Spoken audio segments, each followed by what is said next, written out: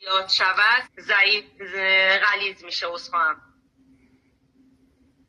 تعدادی از پارامترهای آزمون BC، مقدار هموگلوبین،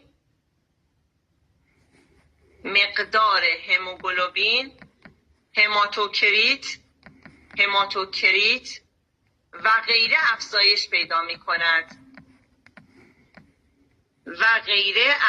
پیدا می کند عزیزان مقادیر نرمال این فاکتورها حالا به این شکله. بنویسید تعداد گلبول قرمز در مردان باید بین 4/32 تا 5/27 باشه. فاکتورش به این شکله. در مردان بنویسید تعداد گلبول قرمز، حتما گلبول قرمز رو بنویسید، بین 4/32 تا 5/27 باید باشه. در خانم ها بین 3.90 میلیون گلبول تا 5.3 میلیون گلبول باید باشه. پس در خانم ها 3.90 تا 5.3. حالا میزان هموگلوبین در مردان، میزان هموگلوبین خون در مردان 135 تا 175، بین 135 تا 175. در زنان بین 120 تا 155، بین 120 تا 155. میزان هماتوکریت در مردان یا در آقایون بین 388 تا 500، بین 388 تا 500. در خانم ها 34.9 تا 44.5، 34.9 تا 44.5. گلبول سفید عزیزان تو هر دوتاشون بین 1050 تا 3500 باید باشه. گلبول قرمز تو هر کدومشون بین 1050 تا 3500 باید باشه. حالا علت غلظت خون چیه؟ بنویسید علت غلظت خون چیه؟ عزیزان پلیسیتمی یک بیماریه که به تدریج و آروم آروم رشد میکنه. معمولاً هم تو سنین بالاتر اتفاق میفته. از 40 سالگی تا 60 سالگی نشون میده. گفتیم در مردانم شایع تره. اینا نمیخواد بنویسید. ولی پلیسیتمی اولیه و ثانویه داره. بنویسید پلیسیتمی یا همون غلظت خون اولیه و ثانویه داره. نوع اولیه‌اش ریشه ژنتیکی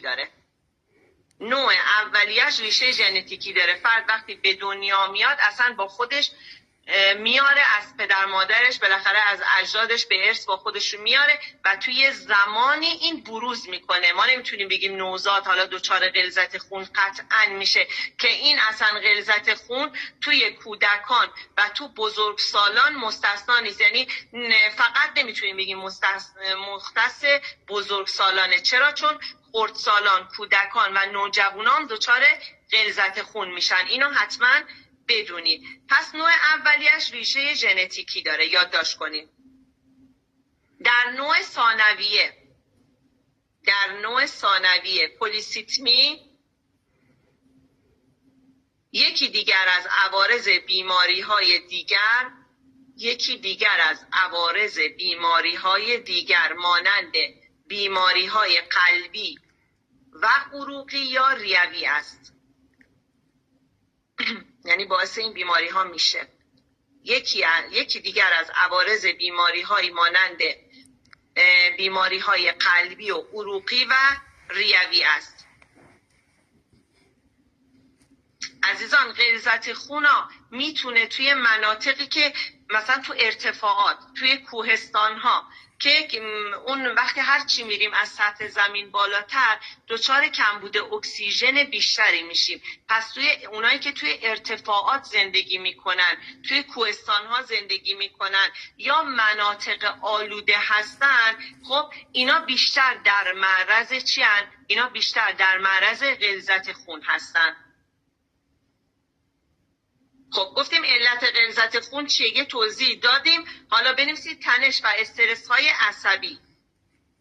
تنش و استرس های عصبی. استرس عزیزان ارتباط مستقیمی با تک تک سلول های بدن ما داره، پس میتونه رو همه اجزای بدن ما تاثیر بذاره و غلظت خون هم از این قضیه مستثنا نیست. پس تنش و استرس های عصبی، عدم داشتن تحرک و ورزش به صورت مستمر، عدم داشتن تحرک و ورزش به صورت مستمر، مصرف همزمان چند غذا با مزاج مختلف. اینجایی که میگیم که شناسایی مزاجتون خیلی مهمه، شناسایی مزاج اطرافیانتون خیلی مهمه. چرا؟ میتونین آگاهشون کنید که قالب مزاجشون رو بشناسن، مزاج پایشون رو بشناسن و طبق اون قالب مزاج و مزاج پایه بیان تغذیه‌شون رو انتخاب کنن و مصرف کنن. حالا یه جاهایی ما دیگه از دستمون در میره، مثلا مهمونی میریم یه جایی که حالا هوس میکنیم دوست داریم بالاخره یه چیزی رو استفاده کنیم، اونم به مقدار کمش و بلافاصله پشت سرش بیایم مصلح استفاده کنیم اشکال نداره. ولی اگر مدام بر اثر ناآگاهی و غفلت بیایم ضد اون قالب مزاجمون، مثلا مزاج ما قالب مزاج سردی داریم، بلغم داریم که همین سردی گفتیم باعث غلظت خون میشه، ما بیایم مدام غذاهای سرد استفاده کنیم، هی سردی رو روی سردی زیاد بکنیم، این باعث میشه که بیماری و غلظت خون توی بدنمون بالا ببریم و بالعکس اگر حالا گرم مزاج باشیم و زیاد از غذاهای گرم استفاده کنیم که خیلی هم میتونه توی بدنمون خطرناک باشه. پس مصرف همزمان چند غذا سلام خانم جرمی عشق. بله عزیزم صداتون هست. سلام روحتون. سلام عزیز دلم. خانم بایارجانی کوچولو آروم‌تر بگید از مبحث قبل که حالا نکات توضیح داشتم میدادم خانم جرمی. چشم آروم میگم. اون تیترا رو یه بار دیگه از 2 تا متن قبل‌تر، 2 تا بیوگرافی قبل‌تر دوباره تیتروار بخونیم بچه‌ها بنویسن. حالا با توجه به اینکه بچه‌ها لایو هست، خب لایو هست و بعد میتونیم بریم لایو رو ببینیم، ولی بازم اون 2 تا مطلب قبل رو دوباره تکرار کنیم. مرسی. خب خواهش میکنم.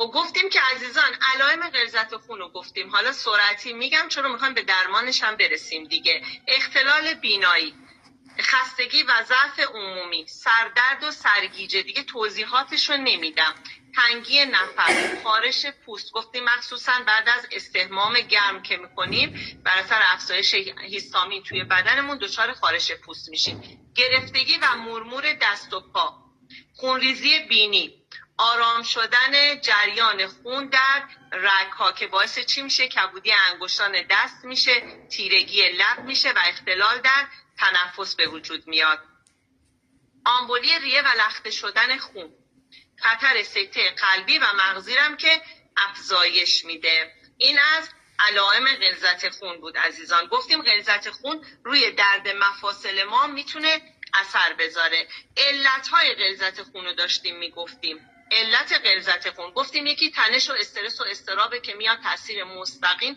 روی تک تک سلول‌های بدن ما میذاره. سعی کنید که از تنش و استرس و اضطراب دوری کنید. عدم داشتن تحرک، فردی که اصلا ورزش نمیکنه، تحرک نداره، مدام نشسته است، اون بیشتر در معرض چیه؟ معرض غلظت خونه.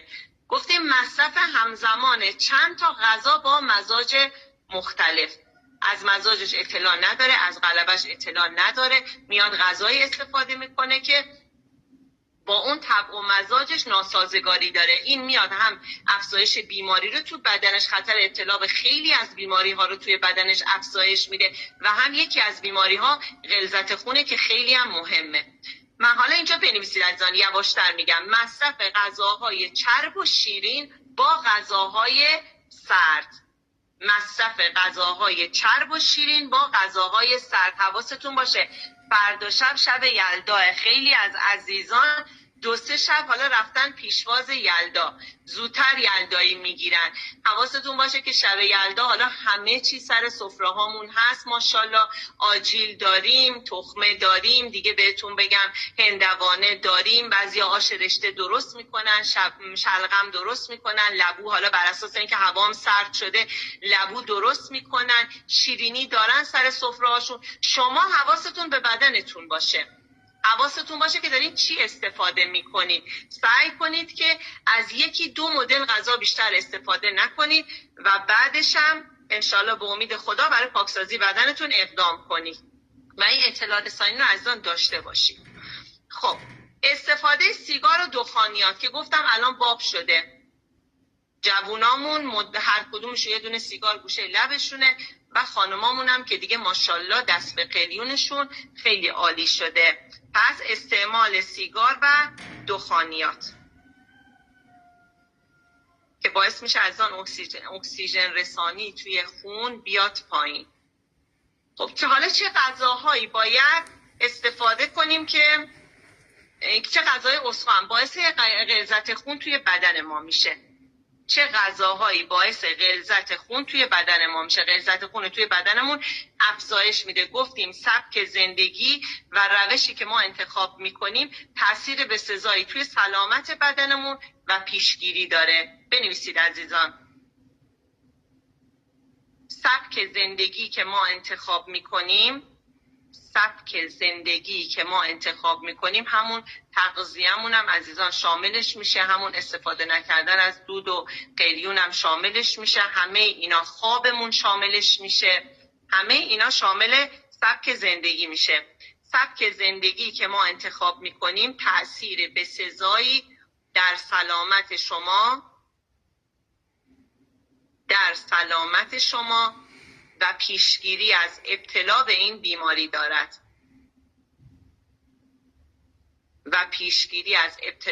بیماری دارد. باید عزیزان عامل خطر ابتلا به این بیماری رو شناسایی کنیم. پس غذاهایی که میتونه مؤثر باشه غذاهای پرچربه. بنویسید غذاهای پرچرب، غذاهایی که کمتر فراوری شده، غذاهایی که پرچرب. جانم عشقم من یه نکته بگم، یکم دست بچه‌ها غیر قصد شده. بله من یه نکته بگم عشقم، شما هم یکم استراحت کنین. ممنونم ازتون، خیلی هم عالی. بچه چند تا نکته بگم. اگر مثل قدیم شب‌های یلدامون فقط همون آجیل و همون بالاخره غذاهای سنتی و نمیدونم لبو و با نمیدونم باقالی و نمیدونم اینجور چیزا می بود، خب هیچ مشکلی ایجاد نمیشد. من یادم نمیاد زمان پدر بزرگ مادر بزرگ، زمانی که همسن سال دخترم بودم، یادم نمیومد کسی انقدر بگه سکته.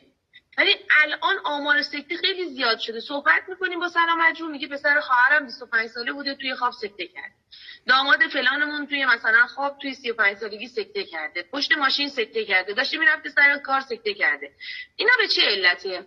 غذاهایی که به قول خانم بایار عشق فراوری شده، فست فودی، الان سر سفره‌های گرده اگر دقت کنین مثلا در کنار تمام غذاهای حالا اون آجیل‌های سالم میان کیک خامه‌ای میذارن. بالاخره اون کیک خورده میشه دیگه. من خودم شخصا دارم میگم کیکو میگیرم. خب اون کیک بچه من بعد از آجیل میاد اون کیک رو میخوره، هندوانه سرد رو میخوره، خیار سرد رو میخوره. ببین اینا چیپس و پفک میایم میذاریم، ژله میایم میذاریم، اینا قدیم نبوده. درسته؟ چیزهایی اومده اضافه شده که باعث بسته شدن عروق میشه. ما نمیتونیم بگیم مثلا به خانواده که اینو نذاریم، به بچه نمیتونیم بگیم اینو نذاریم، ولی در عوضش بیایم چیکار کنیم؟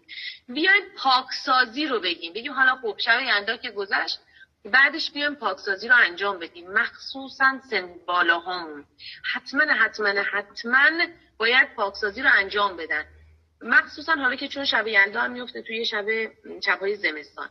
خودش زمستان بچه‌ها غلبه بلغم شدید میاره. خود فصل زمستان ها و مخصوصا برای دموی ها و بلغمی ها.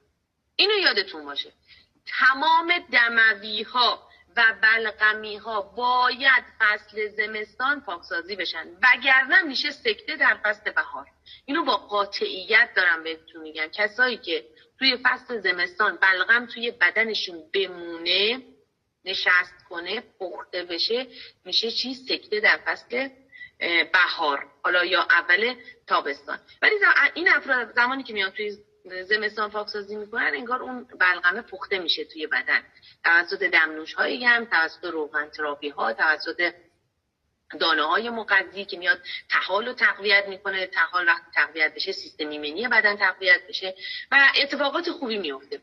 پس سعی کنین که حتما در شب یلدا صحبت بکنین برای پاکسازی با افراد و دمنوش هایی مثل دمنوش ماسالا، این ماسالا و چای سفید و چای ارل که من به خیلی ها گفتم و تمام بچه های قدیمی واقعا میدونن باید بشه چای دائم منزلتون. چای سفید، چای ارل و چای ماسالا، این سه تا رو قاطی کنین میشه چای دائم خونه. که در کنار این دیگه حالا فرد اگر یک سردی هم وارد بدنش بشه چون داره دائم چای طبع معتدل رو به گرمی میخوره دیگه یک مشکل شدیدتر براش به وجود نمیاد.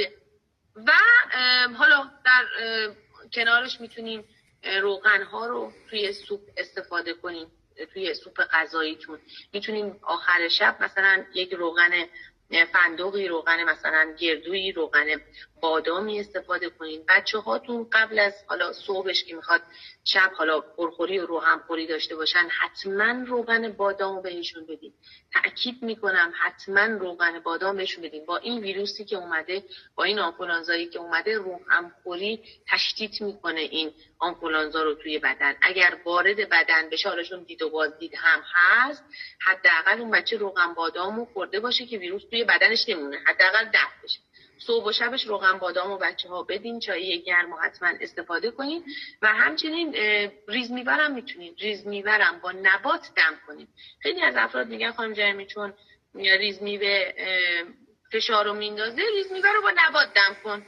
با نبات رو یه پره زعفرون دم کن، اون تعادل رو ایجاد میکنه، پاکسازی خون میکنه و باعث میشه که بشوره ببره اون چیزایی که روغنخوری انجام شده. این نکاتی بود که گفتم حالا چیزی که خودم میدونم و به نتیجه رسیدم بهتون بگم و حتما دوباره تاکید میکنم بلغمی ها و دموی ها چون خطر سکته بچه ها و آمار سکته متاسفانه خیلی رفته بالا. حتما و اطرافیانتون تاکید کنین. آماری که من دارم توی پکا میبینم، صحبت میکنیم با بیمارا، با مربیان، آماری که داده میشه زیاده. پس سعی کنین که حتما کسی که صدای منو داره میشنوه اطلاع رسانی برای خانواده‌اش انجام بده. همین ماها خودمون 400 500 نفر اینجاییم، 200 300 نفر توی لایو، خودش 1000 نفر میشه سرتاسر ایران. این 1000 نفر اگر به خانواده ها برسونن جمعیت زیادی اطلاع رسانی میشه و واقعا با جدیت به خانواده هاتون بگین، با جدیت بگین که آمار سکته خیلی زیاد شده و حتما مخصوصا دوباره تاکید میکنم بلغمی ها و دموی ها. بلغمی ها میشن کیا؟ اینایی که قد متوسط و توپلی دارن و دموی ها میشن کیا؟ اونایی که قد بلند، بادیگاردی و درشت هستن. اینا در معرض سکته زمستان قرار میگیرن. خب خانم بایر جان، بعد یه نکته دیگه بگم. یه نکته دیگه هم بگم عزیزایی که این امروز تا شب بتونن تک پاکسازی داشته باشن و فردا هم همینطور، از دیروز شروع شده این طرح، میتونن به آموزش طب سوزنی خودشونو برسونن. ما حتی اینو برای ورودی جدید هم این طرحو گذاشتیم، یعنی ورودی جدید هم میتونه از این طرح استفاده کنه. طب سوزنی خیلی میتونه کمک کننده باشه. سوزنی داخل بدن قرار نمیگیره، فقط به صورت تقی و فشاری هست که بهتون میگن کدوم قسمت بدن رو به صورت تقی چند تا حرکت انجام بدین، مثلا فرد باعث میشه سردردش خوب بشه، فشار خونش بیاد پایین، فلان مشکلش درمان بشه، خب تنبلی تخمدانش درمان بشه. و سعی کنید که حتما به این علم قشنگ هر وقت پلنش گذاشته میشه خودتون رو برسونید. هر علمی که تو این فضا یاد بگیری باعث رشد و پیشرفت خودت میشه. عزیزی میاد فشارش میره بالا، سریع میتونی با 4 تا حرکتی که یاد گرفتی فشارش رو بیاری پایین و بعد دیگه به شما اطمینان پیدا میکنه. مثل این خیلی از مثال ها رو میتونم بزنم. خب و سعی کنید که حتما خودتون به این علم برسونید تا فردا هم زمان دارید. هر کسی یک دونه پک تا 2 تا پک داشته باشه میتونه به این علم قشنگ و زیبا انشالله برسه. خب خانم بایر جان بفرمایید. ممنون خانم جرمی عزیز بابت توضیحات عالیتون. عزیزان این علم طب سوزنی رو یا همون تقیی رو یا فشاری رو دست کم نگیرید. ما خیلی درمان لحظه‌ای داشتیم با همین طب فشاری و جون خیلیا رو عزیزان نجات دادن. پس اینا همه استفاده شده است، اینا همه انجام شده است که بهتون میگم. و پیرو حرف استاد جرمی عزیز که در خصوص شب یلدا گفتن، آره ما 2 دسته افراد داریم، بلغمی هستن که دچار غلظت خون میشن و افراد دموی و گرم مزاج دچار غلظت خون میشن. شما میتونید خیلی ابتکار از خودتون به خرج بدید. برای یه سریاشون چای ماسالا دم کنید که به بلغمی ها بدید و ازتون سوال پرسیده میشه چرا مثلا تفاوت میذاری. برای یه عدهشون شربت ریز میوه درست کنین بهشون بدید. میگم میپرسن ازتون و شما برای کاری که عملی که دارید انجام میدید جواب قانع کننده داشته باشید. همین باعث میشه که اصلا یک زنگ خطر براشون به وجود بیاد و بیام تحت درمان. بگه شما به خاطر سردی بدن با این غذاهایی که داری میخوری این چای ماسالا شوینده بدن توه. و دموی هم همینطور، شما دموی هستی، غلظت خونت بالاه، این ریز میوه‌ای که من بهت میدم میخوری باعث میشه که خونت شسته بشه و التهابات بدنت کاهش پیدا کنه و پاکسازی خون برات انجام بشه. یا یه کوچولو روغن فندق بهشون بدین، چون روغن فندقمون بهترین شوینده خونه. روغن خارمریامون که ایشالله همه دعا کنیم شارژ بشه دوباره توی شرکت و تو داروخونمون بیاد، بهترین شوینده خونه که میتونید اینا رو با اطلاعاتی که دارید منتقل کنید و دیگران هم مطلع کنید و بدونید که چه چیزایی برای بدنشون نیازه. خب بنویسید عزیزان، مصرف گیاهان دارویی و عرقیجاتی مانند کاسنی، مصرف حالا دمنوشای خودمون هم بهتون میگم که فوق العاده عالی هستن. در کنارش اینا هم خیلی عالی جواب میدن. گیاهان دارویی رو براتون توضیح میدم. مصرف گیاهان دارویی و عرقیات گیاهی مانند کاسنی، شاهتره و بیدمش.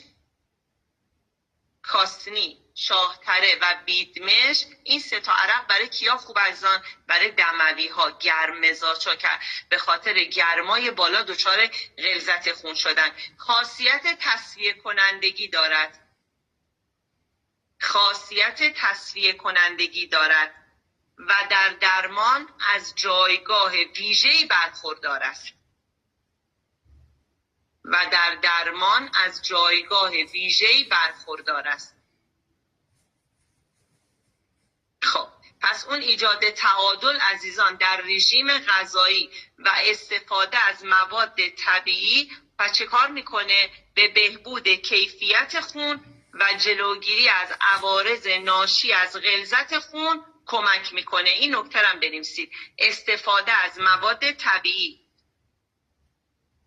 ایجاد تعادل در رژیم غذایی، استفاده از مواد طبیعی و ایجاد تعادل در رژیم غذایی به بهبود کیفیت خون، به بهبود کیفیت خون و جلوگیری از عوارض ناشی از غلظت خون کمک میکنه. دمنوش‌های مناسب برای غلظت خون رو بنویسید عزیزان. بعد بریم سراغ راهکارهای دیگه‌ای که حالا میتونیم استفاده کنیم. بعد در مورد سکته مغزی و سکته قلبی هم یه کوچولو توضیح بدیم. دستتون یکم تند کنید. بنویسید اگر غلظت خون گرم باشد، اگر غلظت خون گرم باشد، فرد یعنی دارای مزاج گرم باشه، چهره گلگون عزیزان داشته باشه، نبضی پر داشته باشه، رگش آشکار باشه و درشت اندام باشه، اینا بلغم دموی هستن دیگه. با خوراک ها و غذاهای گسمزه، با خوراک ها و غذاهای گسمزه، ترش و شیرین، آب زرشک، آب کیوی.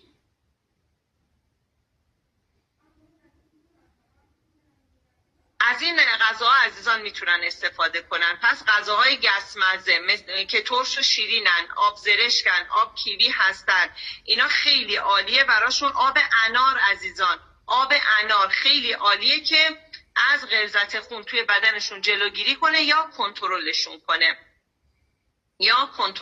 ریز میوه قرمز خودمون عزیزان، بنویسید ریز میوه های قرمز یک شوینده عالی برای خونه. ریز میوه قرمز، کسی که دچار غلظت خونه قطعا فشار خونم درگیرش میشه. چای ترش عزیزان، چای ترش خودمون فوق العاده عالیه.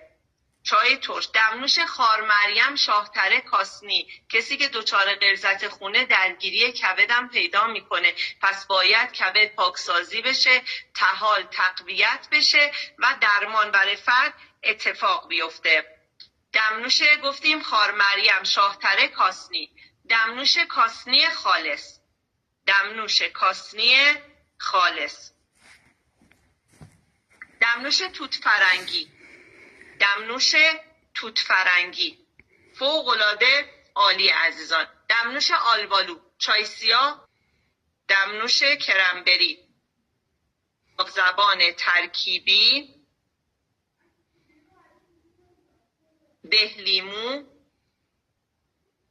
عزیزان دچار غلظت خون میشه با استفاده دمنوش بادرنج بویه. عزیزان روغن فندق رو بنویسید، روغن فندق، روغن بادام شیرین فوق‌العاده خوبه، یه شوینده عالی برای خونه. حالا افرادی که غلظت خونشون از سردیه باید چی کار کنن؟ باید استفاده کنن. مگه ما تو طب سنتی نمیگیم درمان باید به ضد انجام بدی که غلظت خونش از غذاهایی با طبع گرم استفاده. پونه، دمنوش آویشن، دمنوش آویشن خوبه. زوفا، سیر، خاک شیر عزیزان فوق العاده تو غلظت خون و پاکسازی کبد عالیه. خاک شیر براشون فوق العاده عالیه، اینا خون رو رقیق میکنه، گرم میکنه. و عزیزانی که طبع سرد دارن، حالا اگر دوست دارن از آب انار، آب زرشک استفاده کنن، یک مقدار نمک بهش اضافه کنن که سردی اونو بگیره و گرم بشه و بتونن استفاده کنن. خب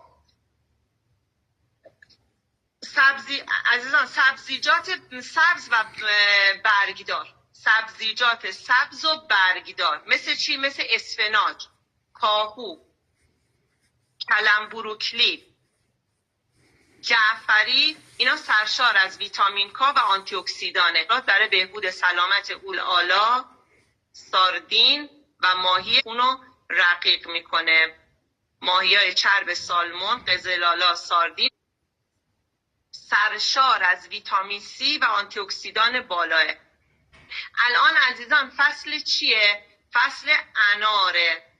الان فصل انار چی داره؟ آنتی اکسیدان قوی و بالایی داره، جریان خون رو توی بدنتون افزایش میده و التهابات رو کاهش میده. پس انار خاصیت آنتی اکسیدان قوی داره، جریان خون رو توی بدن افزایش میده و التهابات رو کاهش میده.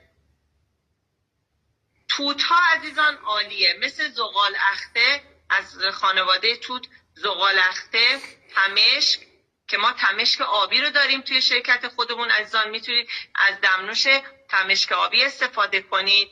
توت فرنگی که همون چای سیاه توت فرنگی خودمون فوق العاده عالیه، اینا هم حاوی ترکیبات ضد التهابیه. چای سیاه زنجبیل هم گفتم که عالیه، خاصیت ضد التهابی داره، از تجمع پلاکت ها و لخته شدن خون جلوگیری میکنه. میخواید بنویسید چای سیاه زنجبیل خاصیت ضد التهابی داره، از تجمع پلاکت ها و لخته شدن خون جلوگیری میکنه.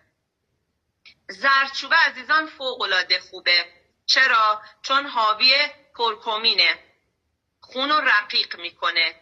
زردچوبه فوق العاده عالیه، حاوی کرکمینه، خون رو رقیق میکنه. برای اونایی که کبداشون هم چربه به اندازه عزیزان، به اندازه در کنار پاکسازی بدن میتونن که از کپسول زردچوبه هم استفاده کنن. التهابات بدنشون هم کاهش میده. دمنوش دارچین، دمنوش چای سیاه دارچین به بهبود جریان خون و کاهش فشار خون کمک میکنه. و قند خونیارم عزیزان، قند خونم دارچین فوق‌العاده خوب کنترلش میکنه. ما برای افرادی که دیابت هم دارن دمنوش دارچین رو میذاریم. حبوبات و غلات کامل، جو دو سر، برنج قهوه‌ای، گندم کامل غنی از فیبره، برای این افراد فوق‌العاده است. تو آجیل‌ها و دانه‌ها، آجیل‌ها و دانه‌ها که سرشار از امگا 3 هستن، فیبر و آنتی اکسیدان بالایی دارن. آجیل‌ها و دانه‌ها سرشار از امگا 3 هستن، فیبر و آنتی اکسیدان بالایی دارن. بادام، گردو، دانه چیا عزیزان، دانه چیا سعی کنید این دانه چیا جزو مصرف روزانه‌تون باشه. شربت درست کنید، به جایی که نوشابه بذارید سر سفره، دوغ بذارید سر سفره، دلستر بذارید سر سفره، مخصوصا برای فردا شب یادتون نره. دانه چیا رو خیس کنید، با ریز میوه یه شربت خوشمزه درست کنید و استفاده کنید، نوش جان کنید. پس دانه چیا و تخم کتان هم فوق‌العاده برای غلظت خون عالیه. همه اینا توی داروخونه شرکت خودمون هست عزیزان. خانم بایار جان دوباره این نکات رو دوباره از اول بگیم، چون خیلی از بچه‌ها عقب موندن. دوباره از کجا از تغذیه‌اش، از کامل تغذیه‌اش و دمنوشاش، از دمنوشاش روخونی کنیم بچه‌ها اونجایی که جا موندن. ممنونم. دمنوشا رو میگم عزیزان، زیر نظر حامیتون دیگه برای اونایی که بلغمی هستن و دموی هستن دیگه حامیتون بهتون میگه کدوما برای دموی ها خوبه، کدوما برای بلغمی ها. گفتیم که چای ترش عالیه، ریز میوه قرمز، کرنبری، بهلیمو، بادرنج بویه، گلگاو زبان ترکیبی، گلگاو زبان ترکیبی، استخدوس ترکیبی، استخدوس ترکیبی، دمنوش آویشن، دمنوش آویشن، چای سیاه توت فرنگی، آلبالو، چای سیاه توت فرنگی، آلبالو، ریز میوه های قرمز، ریز میوه های قرمز. از آن آلوورا پودر عسل هم فوق العاده خوبه. آلوورا پودر عسل هم فوق العاده خوبه. دمنوش زنجبیل، دارچین، تمشک آبی، نعنا فلفلی، عذرخواهی میکنم، خارمریم شاهتره کاسنی، خارمریم شاهتره کاسنی.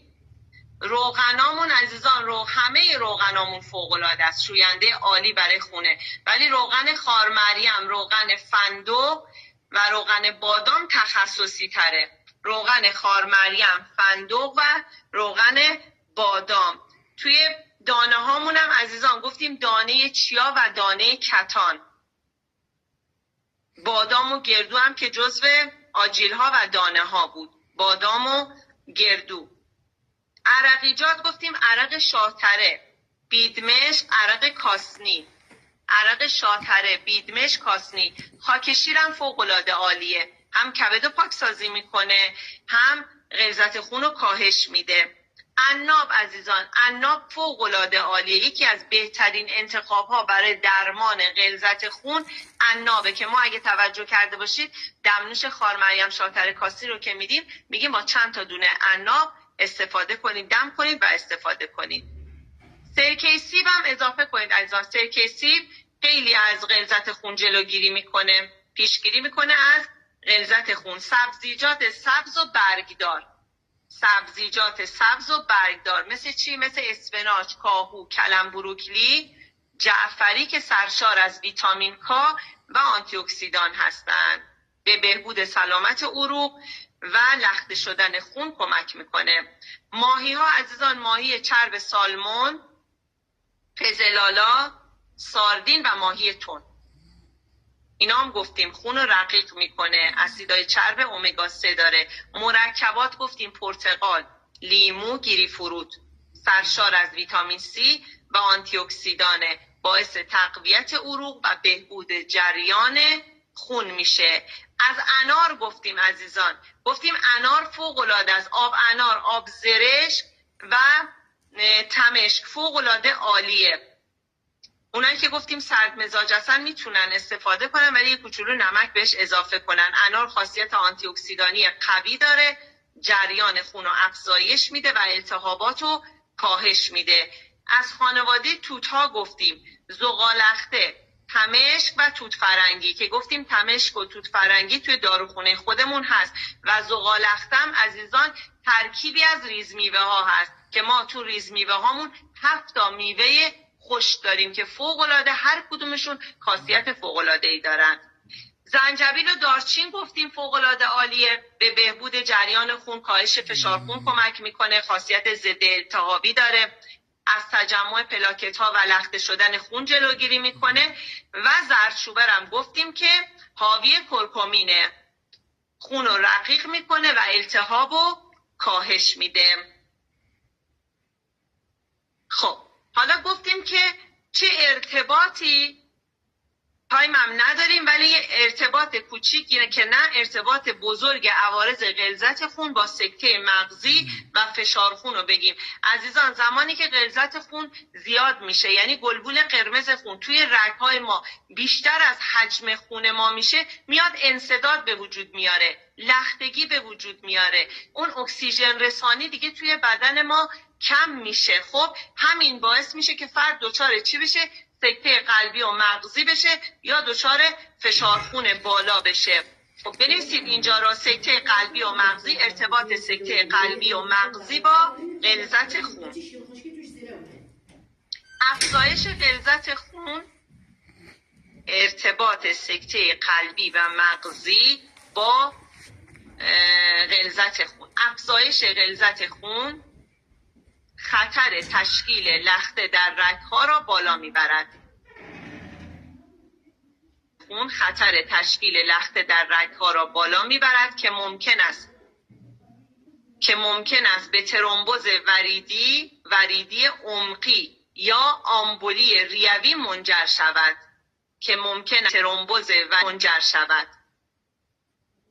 بنویسید غلظت خون بالا میتواند قلب و مغز را مسدود کند. غلظت خون بالا میتواند عروق خون و منجر به سکته شود. فشار خون بالا، ارتباطش با فشار خون بالا چیه؟ افزایش و ویسکوزیته خون باعث ویسکوزیته چیه عزیزان؟ همون غلظت خون که بالا بره و اکسیژن رسانی توی بدن بیاد پایین بهش میگن ویسکوزیته. پس افزایش ویسکوزیته خون باعث افزایش مقاومت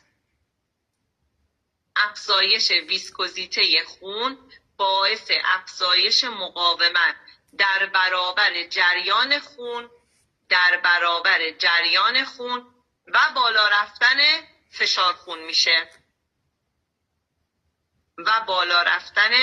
فشار خون میشه.